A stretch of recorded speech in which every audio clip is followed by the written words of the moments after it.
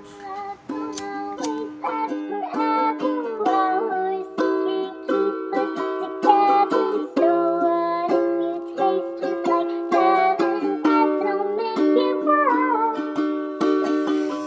่อยยังดังเบิ่งฮูปเก่าๆที่เฮาสองคนได้ถ่ายคู่กันภาพหวานๆที่ค่อยนั้นได้แค้นอยู่ฝ้าผนังมันเฮ็ดให้ค่อยได้คิดเห็นภาพอดีตที่เฮาสองคนได้พบเจอกันและค่อยคงมีความสุขเวลาที่ค่อยได้นึกถึงมันอยากฮู้ว่าเจ้าอยู่บนหันเจ้าสบายดีแม่นบ่เมื่อบ่มีค่อยอยู่เคียงข้างแล้วเจ้านั้นมีคนเบิ่งแย่งแล้วบ่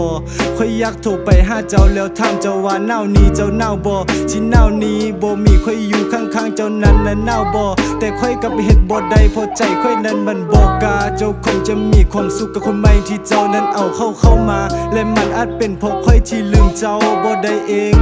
หัวใจค่อยหล่นลงไปและก็เป็นค่อยที่เก็บขึ้นมาเองเพราะว่าเจ้านั้นเฮ็ดคือกับค่อยนั้นบ่มีค่าเลย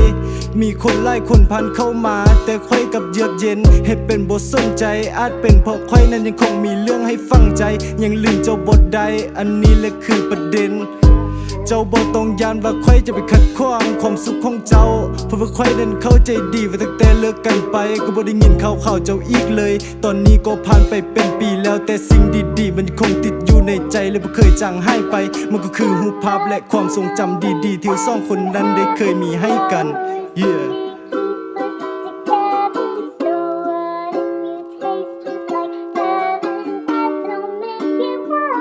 oh yeahและมันอาจเป็นเพราะค่อยที่ลืมเจ้าบ่ได้เองหัวใจค่อยหล่นลงไปและก็เป็นค่อยที่เก็บขึ้นมาเองเพราะว่าเจ้านั้นเฮ็ดคือกับค่อยนั้นคือกับคนบ่มีค่ามีหลายคนผ่านเข้ามาแต่ค่อยกับเยือกเย็นเฮ็ดเป็นบ่สนใจอาจเป็นเพราะค่อยนั้นยังคงมีเรื่องให้ฟังใจยังลืมเจ้าบ่ได้อันนี้แหละคือประเด็น